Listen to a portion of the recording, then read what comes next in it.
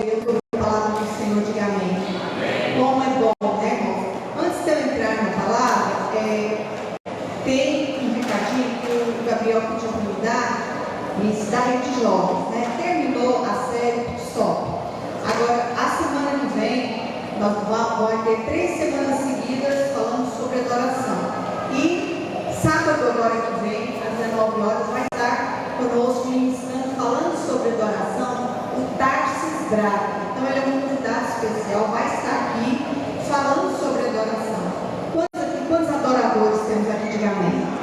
Glória a Deus, é muito bom falar de adoração, ouvir sobre adoração, adorar o nosso Deus. Então venha, participe, chame alguém para estar participando também desse momento aqui, para que você possa aprender mais sobre adoração. Então tá aí o recado, Tarsis Braga, dia 4, do 10, agora 19 horas, aqui no Templo Jovem. Você é um convidado especial em nome de Jesus. Amém?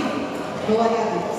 Irmãos, o pastor Samuel, semana passada, ele pregou sobre Lázaro, sobre a importância de Jesus. Jesus, ele sempre estava nas casas.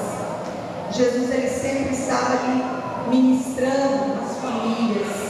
E eu quero estar falando para você nessa noite algo sobre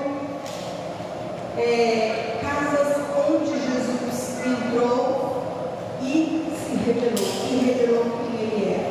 Ali na casa de Lázaro, o Senhor se revelou como Deus que ressuscita mortos. Amém? O Deus que ressuscita mortos. Então Jesus, ele é esse Deus tremendo, e sempre ele estava ali, ele ia na sinagoga, mas ele sempre estava abençoando as casas, abençoando os lares. E eu sei que quando Jesus ele entrou na minha vida, entrou na minha história, quando ele entrou nas nossas vidas, ele veio para quê? Ele veio para enxugar as nossas lágrimas. Jesus ele veio quando nós estávamos precisando de cura no nosso coração. Ele entrou muitas vezes na nossa vida no momento em que nós estávamos passando por uma rejeição. Jesus entrou na nossa vida, na minha vida, às vezes quando você estava passando por uma depressão. Então a gente vê, às vezes, Jesus entra na sua vida no momento de luto, no momento que você estava passando por luto. E Jesus entrou na nossa vida, entrou na nossa casa e fez uma mudança radical na história da nossa vida e da nossa família. Não foi assim com você? Amém? Então, quando Jesus ele entra na nossa casa, ele entra na nossa vida, traz uma mudança. É impossível você ter um encontro com Jesus, ter um encontro com o Senhor e sair a mesma coisa. É impossível. Então, a gente vê que alguns aqui chegaram, não sei como é que você chegou aqui na igreja. Às vezes você fala, pastor, eu estava passando na porta e senti vontade de entrar, ninguém me convidou, ninguém me chamou, mas sempre tem alguém que está ali falando de Jesus, falando do amor de Jesus. Eu lembro quando eu fui para a igreja, foi através da minha mãe, que ela me levou para a igreja no momento que eu estava desenganado dos médicos. Ali ela levou eu na igreja e eu recebi a oração, Deus me abençoou, Deus me curou. Eu tinha uns 13 anos de idade e estou até hoje, amém? Na presença do Senhor até hoje, amém? Na presença do Senhor. Eu fui para a igreja a convite de uma garota. Então sempre assim, alguém te convida. Se você for sozinho, tudo bem, mas sempre alguém está ali transmitindo, para que a bênção de Deus seja liberada na vida através de um convite. E lá em Apocalipse, no capítulo 3, versículo 20, eu quero estar acompanhando aqui no telão mesmo. Agora é hora, às vezes, a gente pensar.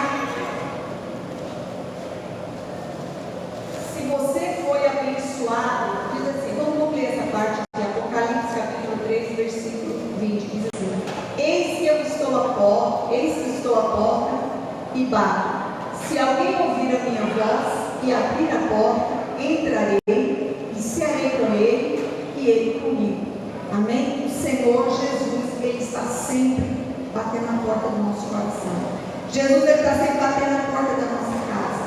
Jesus, Ele está sempre batendo. Ele diz: olha, eu estou batendo na porta, eu quero falar com você. Eu quero que você entenda a palavra do Senhor. Eu quero que você seja uma pessoa transformada.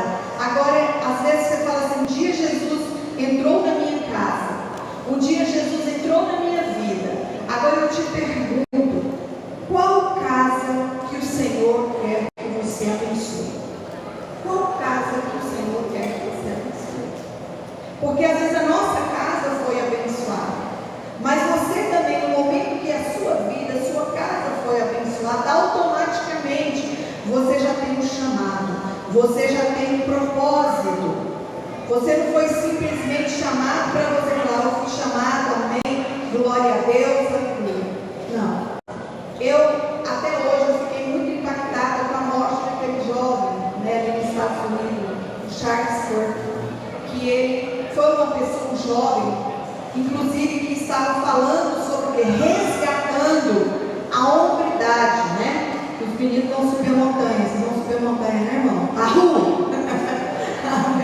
Glória a Deus, né? Com amor, unidade, honra, é o que está precisando, às vezes, as pessoas, está precisando essa hombridade. E aquele jovem, ele estava ali resgatando algo que os homens perderam, a humanidade perdeu, que é a sua hombridade, que é o seu compromisso, que é a sua família, cuidar da sua família, cuidar da sua casa.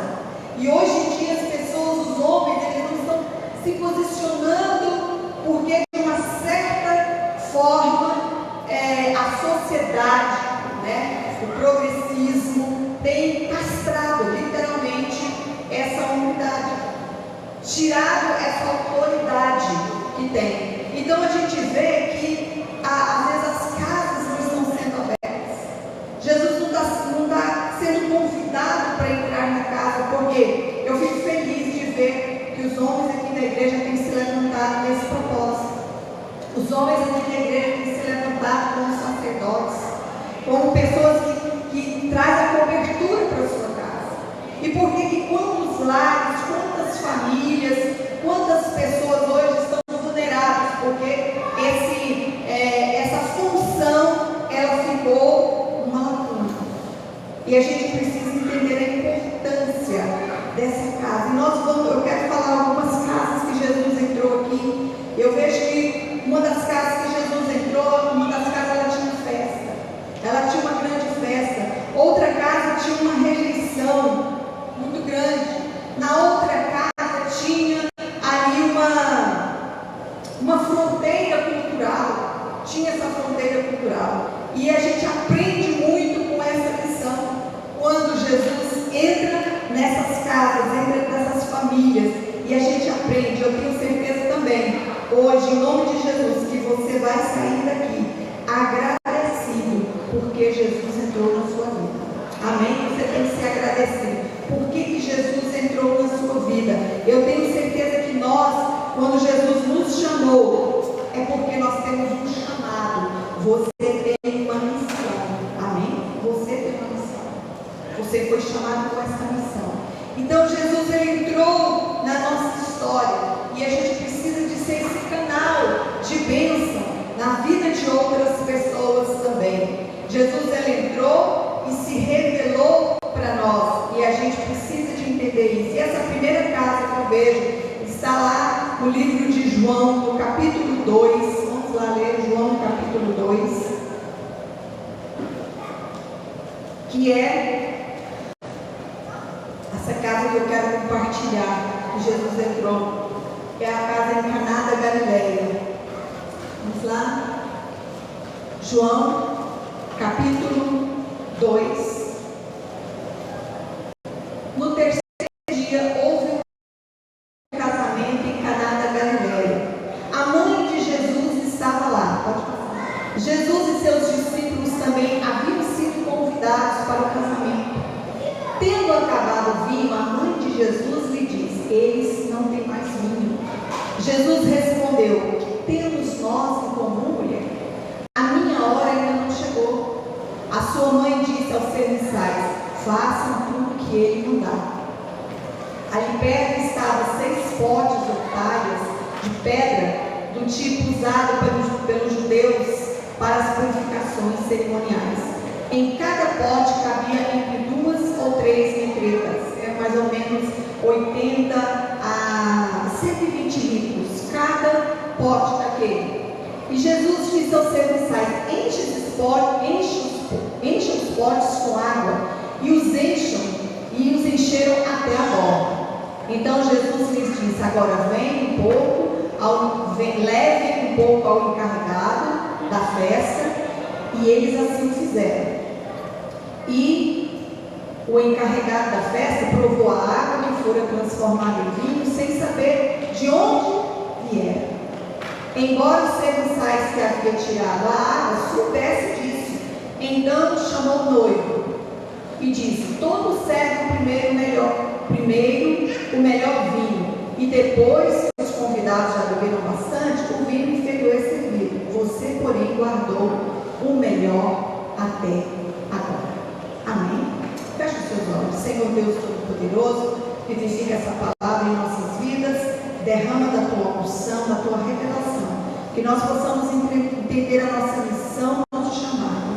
Nós fomos chamados, Senhor, para proclamar o teu reino. Fomos chamados, meu Deus, para entrar em casas, ó Deus, e estarmos abençoando, levando milagres, levando palavra de graça, palavra de cura e de sabedoria, em nome de Jesus, para a tua glória. Amém e amém. Aqui nós vemos que Jesus, ele estava numa casa que havia um casamento, e ele transformou o quê? Água em vinho.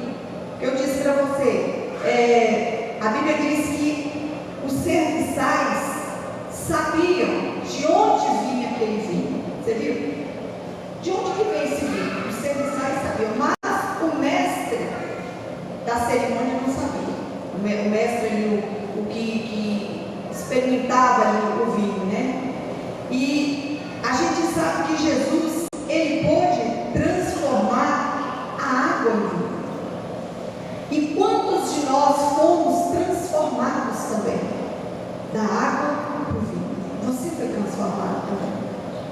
E a gente vê, imagina aqui, irmãos, então a gente está vendo um milagre que Jesus realizou na nossa vida. A gente era só água, Deus transformou a nossa vida, que era uma vida às vezes sem sentido, uma vida que estava com tanto problema, e Ele trouxe alegria. Trouxe alegria que o mundo não podia dar.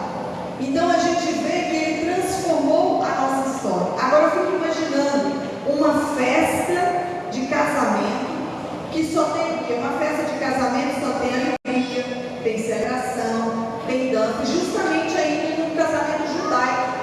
O casamento judaico demora uma semana, e é uma alegria só. Lá tem dança, o convidado, então as pessoas que faziam aquele casamento já sabiam, tinha que ter muita comida, tinha que ter a bebida ali, não podia faltar. Mas acontecia o quê? Porque o vinho para os judeus era um símbolo de quê? De alegria, de prosperidade, que houve colheita, então é de bênção, né? Tinha ali a condição, então quando eles faziam aquela festa, porque eles tinham condições de oferecer aquele momento ali de alegria.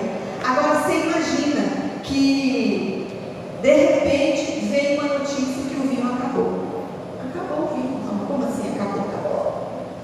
E aqui entra Maria, a mãe de Jesus. Eu creio para mim que ela talvez seria amiga, né, da dona da casa.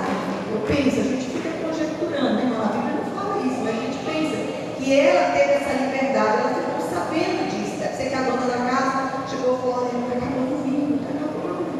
E agora como é que vai ser? Não sei que dia para esse casamento aqui. Acabou, sei lá, se bebeu demais, né?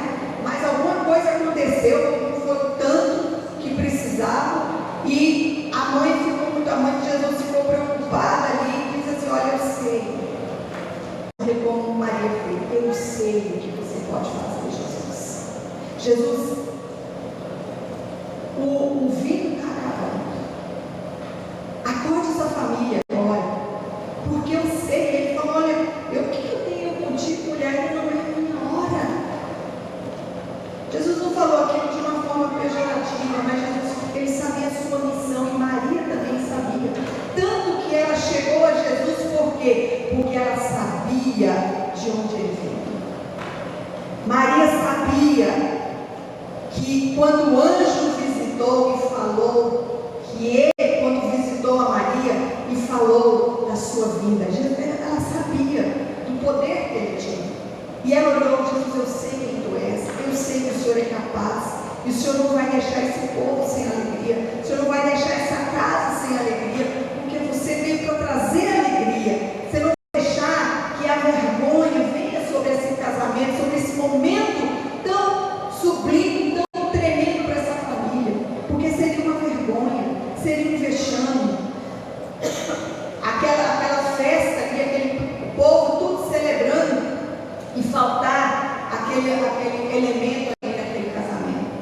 Aí ela dizia: por favor, Jesus, eu sei que o Senhor pode. E eu tenho certeza que Jesus, independente, né, ele era a mãe terrena, ela era a mãe terrena, ela disse para os serviçais ali: façam tudo o que ele pediu para vocês fazerem. Porque ela tinha certeza de Jesus. Ele disse: olha, eu vou fazer isso aí. Ela atendeu aquele pedido daquela mulher, da sua mãe terrena. Então a gente vê que os empregados chegou fora, acabou tudo. E Jesus, ele vê ali o que? Aquelas talhas, aqueles potes, que eu falei para você que cada uma não era pouca coisa que cabia de água, era de 80 a 120 litros de água, muita água, irmão. E Jesus vê ali a oportunidade de realizar um milagre naquelas talhas.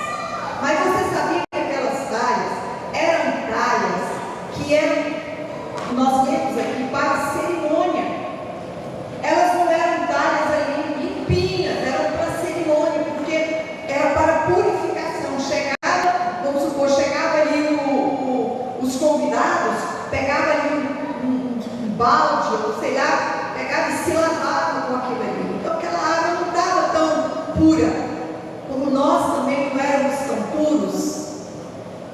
Você também não era tão puro diante de Jesus.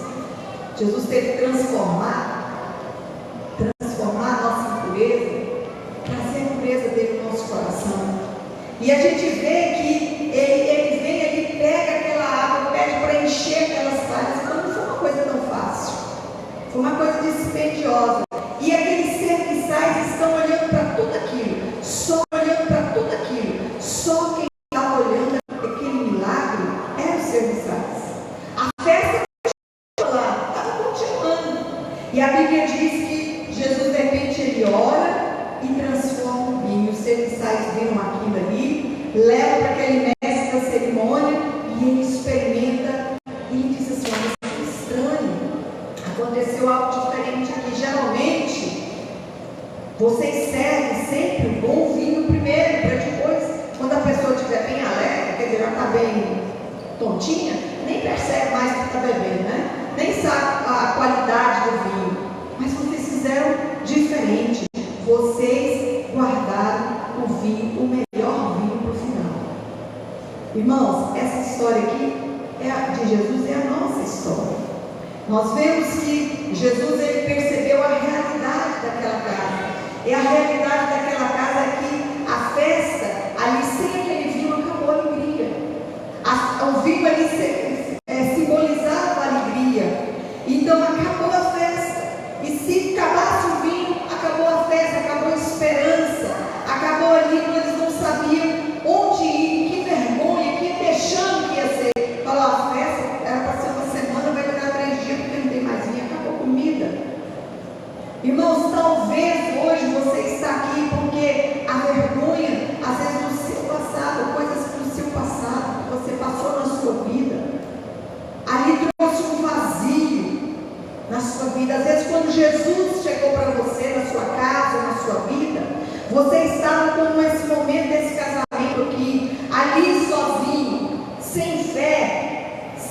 graça de Deus, e ali você ia ser tomado de uma vergonha pelo vexame que você estava na sua vida, de tristeza, de angústia, de falta de alegria no seu coração. E aquilo ali, antes de se tornar público aquela situação sua, Jesus entra na sua história. Jesus, ele entra na sua história e muda a sua história, muda tudo. Porque Jesus, quando ele entra na nossa vida, ele muda tudo, é impossível. E ali Jesus, ele trouxe o que naquele casamento? Ele trouxe alegria. Ele, onde tinha depressão, a pessoa estava deprimida, ele restaurou. Onde havia dor, ele trouxe cura. Jesus, ele é aquele que onde há traição, onde há morte, onde há luto dentro da casa, passa a ter vida. Você recebe vida de Jesus. Então a gente vê, irmãos, interessante que nessa história é que ali tinha esses serviçais. E muitos de nós, quando temos uma experiência com Jesus, temos um encontro com Jesus na nossa vida, a gente não vai ter honra. Você não vai ter glória. Às vezes a gente fica pensando, nossa, agora eu sou uma pessoa boa. Mas na verdade, irmãos, você não precisa esperar a honra. Você não precisa esperar a glória. Sabe por quê? Você é um obreiro, você é um servo. Quando Jesus entra na nossa vida, não é para você ficar se sentindo melhor. Oh, Jesus me salvou porque eu sou bom. Jesus me libertou porque eu sou melhor que você. Não. Jesus te libertou para você servir o outro. E aqueles serviçais, eles estavam ali, servindo, vendo aquelas águas. Ele viu aqueles servos que estavam em volta, aquelas pessoas que estavam em volta, viu que aquelas águas estavam sujas. Quantas pessoas, irmãos, estavam perto de você, às vezes pregou para você e viu a sujeira da sua vida, viu que você estava sujo, às vezes você tinha enganado a você, achando que você estava puro, que você estava perfeito e você não estava, mas a pessoa que pregou Jesus para você é porque ela viu que você não tinha pureza no seu coração. A pessoa que pregou Jesus e você precisava, viu a tristeza dentro do seu coração, e que você precisava experimentar da alegria dele, e precisava trazer essa alegria. Só aqueles serviçais viram ali que o vinho estava acabando, que tudo estava acabando. Só aquelas pessoas. E às vezes a gente conhece, irmãos, quantas pessoas que você conhece hoje, que a alegria dele acabou, que o vinho da vida dele acabou, a tristeza vive dentro daquela casa, a angústia vive dentro daquela casa. Eu fico vendo que Jesus já fez tantos milagres na nossa vida, porque onde Jesus tem milagres, onde Jesus passa. Por isso ele mudou a minha história, mudou a sua história. E nós não temos como reconhecer, nós temos que reconhecer, ou melhor, nós temos que reconhecer que foi o Deus Todo-Poderoso que entrou dentro da nossa casa, que entrou dentro da nossa vida, e Ele continua ainda dentro da nossa casa, Ele continua ainda transformando a nossa vida, trazendo provisão, trazendo alegria, tirando a tristeza, tirando a angústia, tirando o luto, nos levando para a vida eterna. É isso que Jesus vem fazer na nossa casa e nas casas. Amém? É isso que Jesus veio fazer. Então a gente precisa entender que são casas, tem casas que o vinho acabou, famílias que a alegria acabou, e nós conhecemos essas casas, e a gente vê que Jesus, o que ele faz, o que mais bonito que eu vejo aqui, irmãos, nessa passagem, é quando o mestre ali da cerimônia diz assim: você deixou o melhor para agora. Você deixou o melhor para agora. Irmãos, eu creio que o melhor de Deus, do reino de Deus, ainda está por vir na nossa vida. Amém? Você recebe? Aleluia! O melhor de Deus. Eu tenho certeza que nos próximos dias, irmão, nós vamos ver coisas grandes, coisas tremendas em todos os aspectos. Vai haver uma transformação na nossa vida. Aleluia! Vai haver uma transformação. Mesmo que às vezes há uma destruição, mesmo que às vezes tem um luto, como eu estava falando para você desse jovem que morreu lá nos Estados Unidos, ali teve luto, teve tristeza, teve perda, teve violência, mas ali está uma alegria, porque está havendo um avivamento naquela nação. Os testemunhos que a gente está vendo, por causa do luto daquela família, mas a gente vê o que é a alegria das pessoas, porque ali eles abriram os olhos, onde nós estamos, como isso pode acontecer, e pessoas se rendendo a Jesus, voltando às igrejas. Irmãos, isso é avivamento, isso é avivamento, e a gente precisa, o Brasil precisa, a gente não precisa de perder o Charles Kirk aqui no nosso Brasil, mas a gente como igreja, a gente pode se levantar, amém? Como homens, como mulheres, que foram transformadas da água em vinho por Jesus, e tenho certeza que Ele tem o melhor para nós, tem o melhor para a nossa casa, em nome de Jesus, amém? Glória a Deus. Então não adianta você ficar se guardando, se escondendo, você precisa ir nas suas casas. Jesus, Ele continua transformando as vidas, por detrás de cortinas que ninguém vê. Quantas pessoas estão aqui hoje, mas só quem viu você de trás das cortinas é que sabe. Quem pregou para você, Jesus transformou a sua água em vinho, a alegria. Por isso, irmãos, a gente tem que olhar que era uma casa de festa que perdeu a alegria, mas com Jesus Ele se revelou ali como o Senhor que transforma a situação. Amém? Você pode aplaudir Jesus? Aplaude o Senhor de forte. Aleluia! Graças a Deus. Outra casa que eu quero compartilhar com você é a casa onde Jesus foi rejeitado. Marcos, no capítulo 6. Marcos, capítulo 6. Essa casa aqui eu quero compartilhar com vocês, que é a casa que Jesus foi rejeitado. E onde é que Jesus foi rejeitado? Jesus foi rejeitado pela sua própria casa. Jesus foi rejeitado pela sua própria família. Esses dias eu preguei sobre José. Você lembra que José foi rejeitado pelos seus irmãos, foi vendido pelos seus irmãos, e isso é difícil, irmão, não é fácil. Mas aqui a gente vê em Marcos, no capítulo 6, versículo 1, de 1 a 6, vamos lá. Marcos, capítulo 6. Aleluia.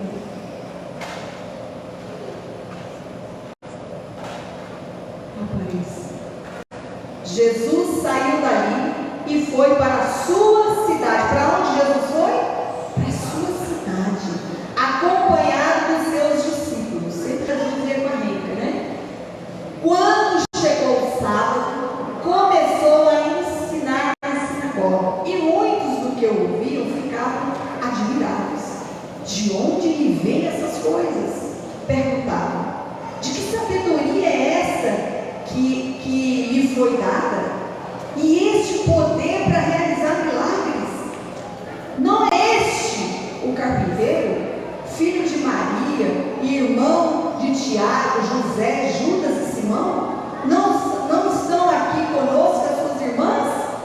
E encontraram motivo de tropeço nele. Continua. Jesus lhe disse: só na sua própria terra, entre os seus parentes e na sua própria casa, um profeta não tem honra. Ele não pôde fazer ali nenhum milagre, exceto alguns doentes e curados. Olha, essa casa aqui foi onde Jesus foi rejeitado. Talvez você foi rejeitado pela sua casa, mas eu quero dizer, rejeitado pela sua família.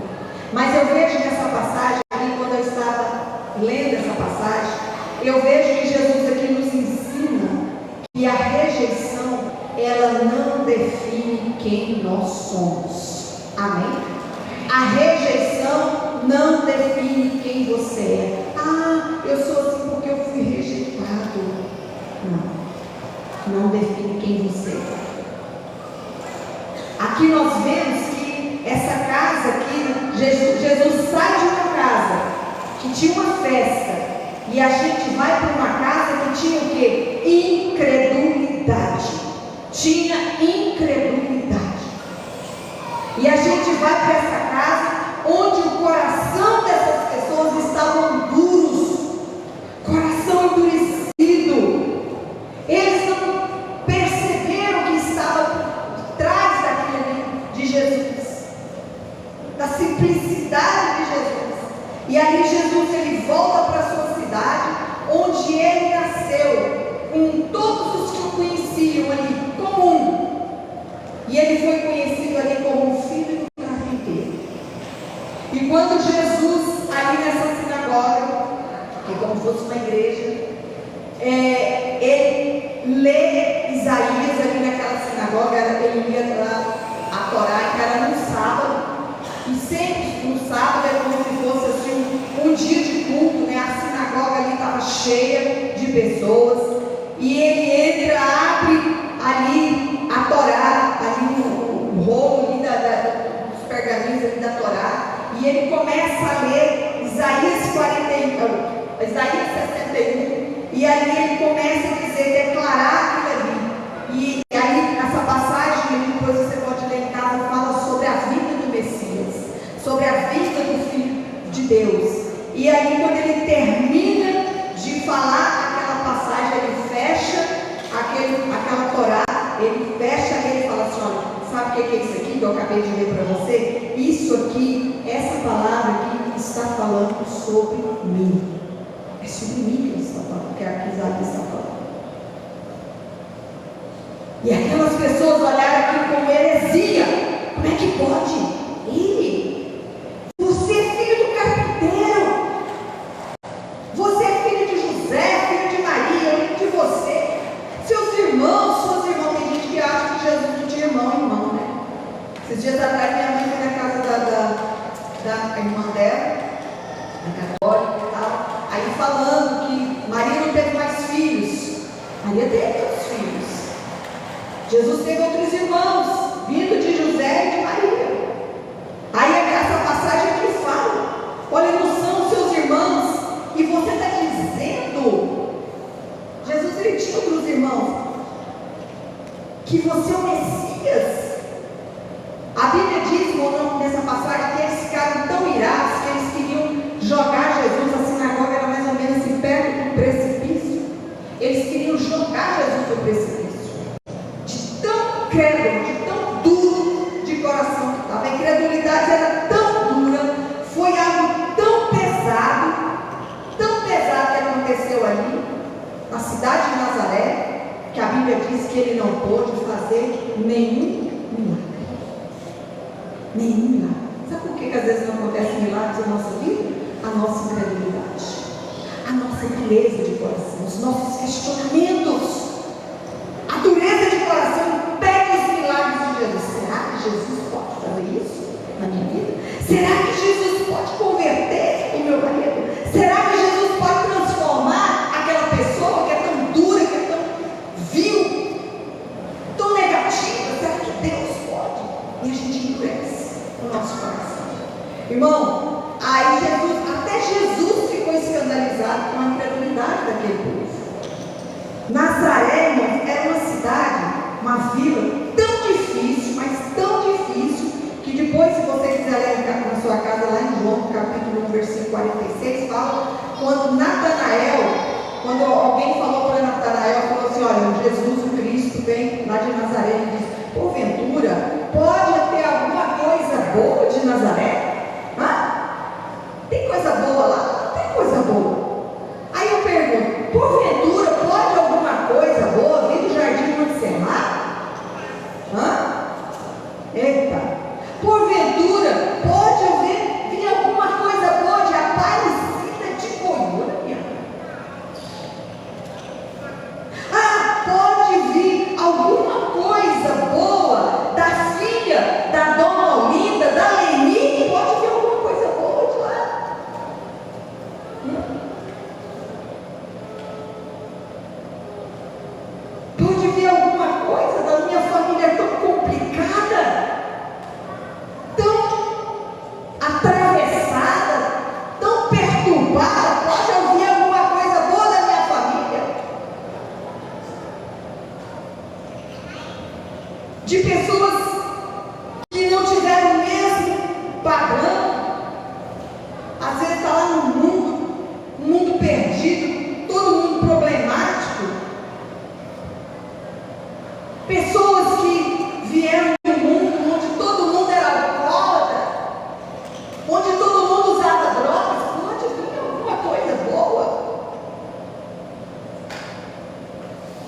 vezes parece que tem um estigma na nossa vida, você já viu? Não, minha família, vixi, meus irmãos, fica parecendo, o povo do mundo fala o karma, né? O karma, a maldição. Porventura. Aí a Bíblia diz que Jesus não pôde fazer muitos milagres ali. Porque ele usa uma expressão, Jesus usou essa expressão, quando nós lemos aqui, ele usou o quê? Que o único lugar que um profeta não tem honra é na sua própria casa. Eu vejo que muitas pessoas, às vezes, me honram mais do que outras pessoas dentro da minha casa.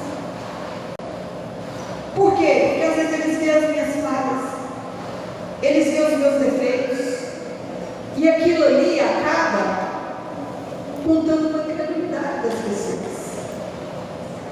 Às vezes as pessoas pensam, não, eu quero a oração de fulano de tal, lá da irmã Joaquina, do irmão João, mas eu não quero. Às vezes eu tenho uma pessoa abençoada que entrou na minha casa, que Jesus abençoou ela, mas eu conheço as fraquezas dele, eu conheço que ele tem defeitos, eu conheço que ele é problemático. E você endurece o seu coração em credibilidade. Jesus não pôde fazer nenhum milagre em Nazaré, diante do seu povo, por causa da incredulidade, por causa da dureza do coração. Da dureza do coração. E não consegue realizar. A própria casa de Jesus. Eu fico vendo que às vezes o seu pai, a sua mãe tentou ganhar você para Jesus. Às vezes o seu pai, às vezes tentou ajudar, mas às vezes, como estou acabando de falar, por causa da fraqueza, da vulnerabilidade ali, aí você fala, não vou orar para alguém, pregar para fulano, para pregar para o meu filho, para ver se meu filho se converte. Você está entendendo como é que é, irmão? Por quê? Porque às vezes as pessoas que estão dentro da nossa casa olham a nossa fraqueza e falam, para eu servir a Jesus, esse Jesus que você está pregando, fazer o que você faz, falar o que você fala, agir como você age, eu não quero esse Jesus para mim. É verdade? Fala desse jeito. Até a própria mulher fala, não fiz isso não. O marido fala do mesmo jeito. Tem muitos aí, então assim, eu não quero, eu prefiro nem ter esse Jesus que você está falando. E tem gente que às vezes vai pregar para o outro falando do inferno para o outro. Nossa, se você vai para o inferno. Continuar dizendo, vai para o inferno. Às vezes a gente prega assim, né, irmão? Às vezes é até melhor calar. Mas às vezes a gente tem que falar, olha, Jesus é maravilhoso. Eu lembro dos encontros, eu não sei, você que é mais antigo da igreja, deve lembrar. Eu lembro dos encontros quando o pastor Josmar queria arrebanhar as pessoas para o encontro, queria que todos tivessem um encontro com Deus, queria que todos tivessem uma experiência com Deus, uma experiência com Jesus. As pessoas endureciam o coração. Não, eu não quero ir para o encontro, não vou para o encontro, não vou para o encontro com Deus, não vou para o encontro. Aí eu lembro que o pastor falou, não, faz o seguinte, você vai para o encontro, se você não sentir nada nesses 3 dias lá, eu devolvo o seu dinheiro. Vocês lembram disso? Às vezes ele falou, eu dou R$500 para você, se você voltar do mesmo jeito. Teve gente que foi, irmão, por causa do dinheiro. Eita, e aí, pastora, como é que foi? Eu chegava aqui, teve gente que foi sem pagar, e falou, pastor, eu trapacei, não paguei, vim aqui pagar o meu encontro, porque eu tive um encontro com Jesus. A gente ouvia testemunho tremendo, você lembra, né, Ana Gil? Tremendo, porque, irmãos, é impossível. Às vezes você pode falar para a pessoa, fala, olha, faz um teste, fica 1 ano servindo a Deus, mas serve de verdade, não serve só de fachada não. Olha, você fica 1 ano servindo a Deus aí, ó, completamente, entrega a sua vida completamente a Jesus, completamente. Se 1 ano sua vida não mudar, eu rasgo a vida. Mas você tem que servir a Deus 1 ano, porque só quem tem poder de mudar e transformar o coração do homem é o Espírito Santo. A palavra de Deus tem esse poder tremendo. E hoje nós vemos tantas pessoas como servindo a Jesus. Tantas pessoas que foram pregaram Jesus, pregou a palavra, ou ouviram uma palavra.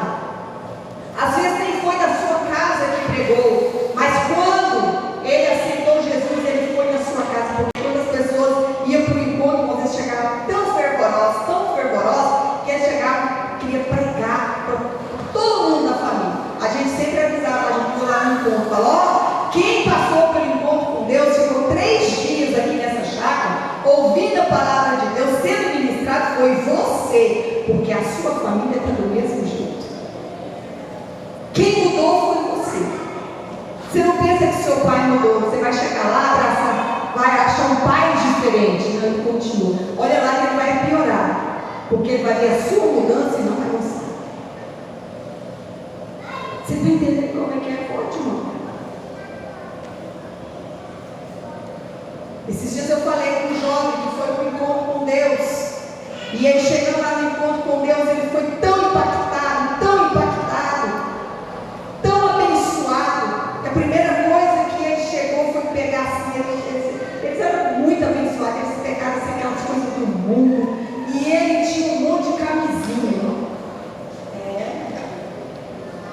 e ele jogou tudo no fogo. O pai dele correndo, menino, você é doido? Por que você está queimando? Porque eu sou uma nova criatura. E o pai não entendeu aquilo. Mas como é que você vai ficar com as minas? Como é que você vai ficar com as garotas? Eu não vou ficar com garota. Eu vou ter a minha esposa.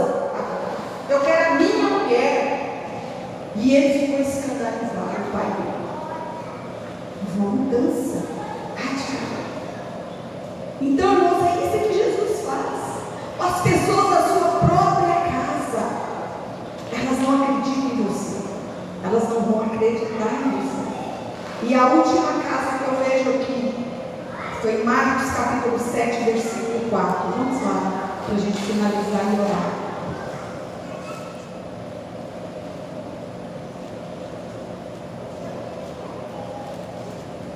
Marcos capítulo 7, versículo 24. Diz assim: Jesus saiu daquele lugar e foi para a região de Tiro. Entrou em uma casa e não queria que ninguém o soubesse. Contudo, não conseguiu manter em segredo a sua presença. Assim que ouviu falar de Jesus, uma mulher cuja filha estava com o espírito imundo veio e lançou-se aos pés dele. A mulher era grega, cirofenícia, de origem, e rogava a Jesus que expulsasse o demônio da sua filha. Ele lhe disse: deixe que primeiro os filhos comam até ficarem satisfeitos, pois não é certo tirar o pão dos filhos e lançá-lo aos cachorrinhos. Ela respondeu: sim, Senhor, mas até os cachorrinhos debaixo da mesa comem das migalhas das crianças. Então ele lhe disse: por causa dessa resposta, você pode ir, o demônio já saiu da sua filha. Essa outra casa aqui que Jesus entrou, essa casa aqui está, a Bíblia fala em Tiro, lá em Sidom. Aqui a gente vê que Jesus ele quebra a barreira cultural. Ele alcança pessoas que eram improváveis. Essa região aqui da Fenícia, a região Cirofenícia, da Fenícia, ela ficava mais ou menos 70 quilômetros de onde Jesus estava. 70 quilômetros, mais ou menos, para chegar lá de Israel, onde Jesus estava, na cidade que Jesus estava, até chegar lá nessa região da Cirofenícia ali, desse lugar, demorava assim de 4 dias a 5 dias para Jesus chegar. Então Jesus ele se deslocou ali com empenho ali de chegar naquela cidade. E a Bíblia diz que ele chega naquela cidade e entra numa casa. Ele entrou numa casa. Você sabia, presta atenção que eu vou falar para você aqui, que foi o único lugar no ministério de Jesus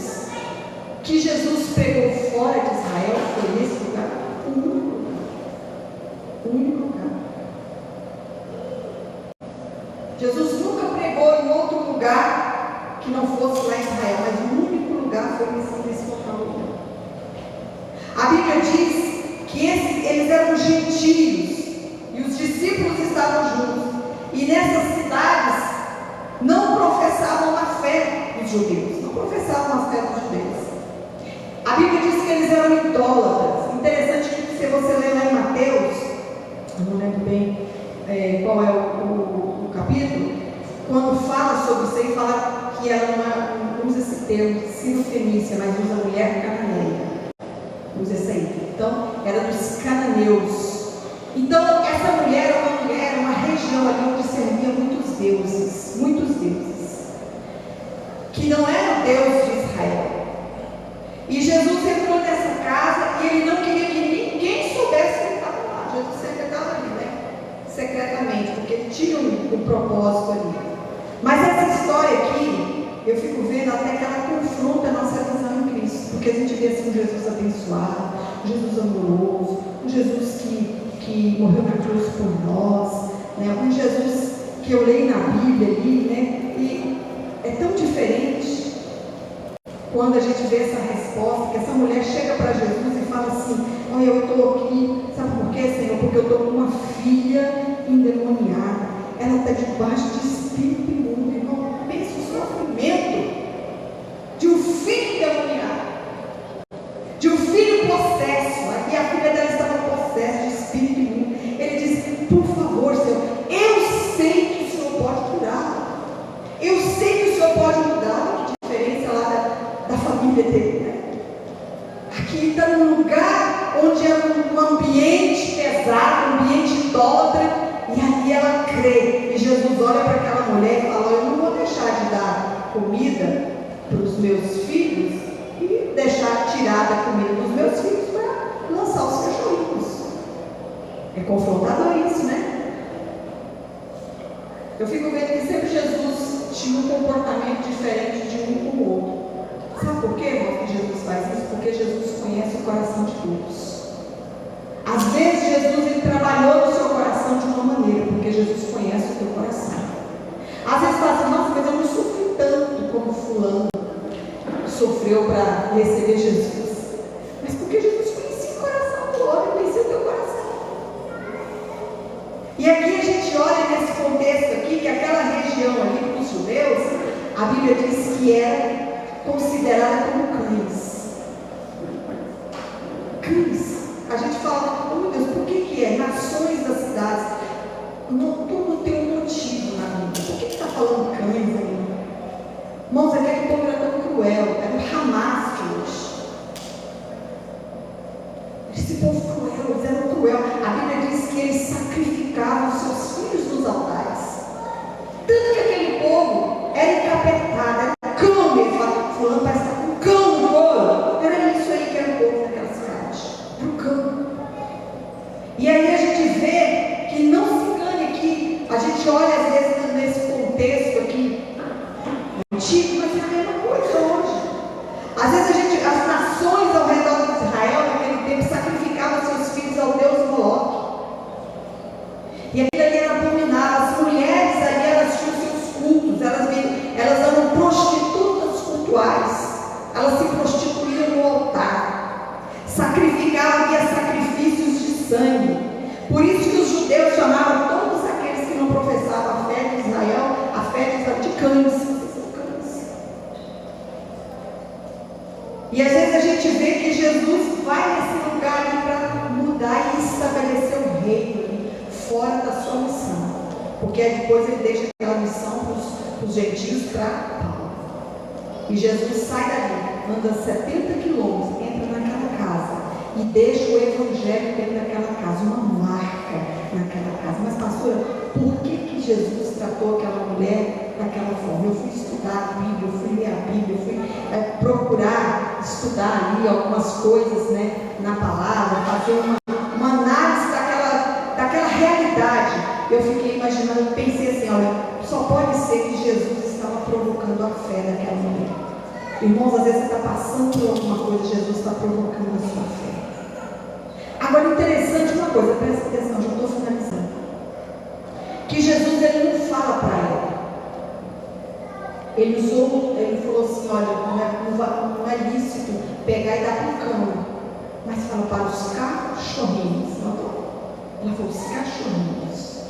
Jesus, ele estava confrontando, não era uma rejeição, estava confrontando, provocando o coração dela. É isso mesmo que você quer ver? Você quer isso mesmo? Você quer que eu mude a sua história de verdade? Ele está aqui falando aqui, olha, sobre o cachorro de uma forma que doméstica, amigável, um cachorro. Você quer mudar? Ela diz, sim, Senhor, sim, é verdade. Os cachorrinhos comem das migalhas que caem do seu dono. Irmão, presta atenção. Qualquer migalha que cair da mesa de Jesus é melhor do que tudo que você conquistou no mundo afora. Qualquer migalhinha que você está recebendo, qualquer bênção, por pequena que seja na sua vida, é muito melhor do que os banquetes do mundo na sua vida.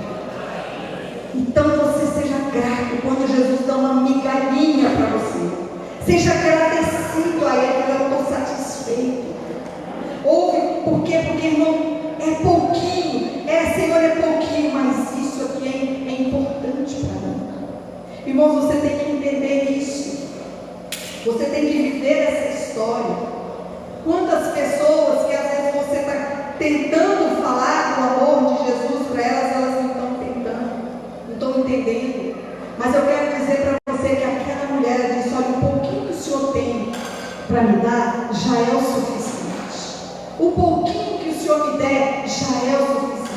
Olha, eu prefiro comer dessas migalhas e vou voltar para aquela condição que a minha filha está.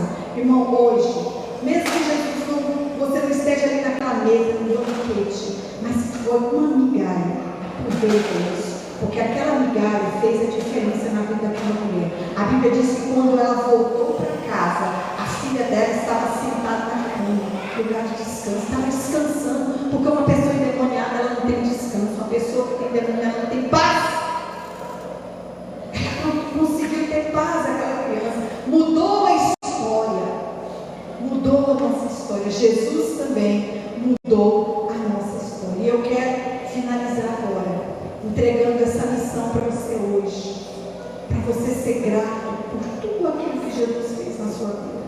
Seja grato, por menos que seja, tenha gratidão. Não perca de vista aquilo que Jesus já fez na sua vida. Não perca de vista. Saiba que Jesus ainda continua querendo entrar em casas, continua querendo fazer milagres, Ele continua quebrando barreiras. Jesus continua quebrando barreiras no nosso coração. E essas migalhas são melhores do que qualquer manjar que você tiver no mundo. Eu quero que você agradeça o Senhor. Lembra de você. Lembra de história. Lembra de quando a pessoa falou de Jesus para você a primeira vez. Agradeça todos os dias. Seja grato. Expressa em oração, em adoração. E hoje eu quero orar pela nossa casa. Você vai orar por casas também. Amém? Para que Jesus entre e que você seja esse canal de bênção.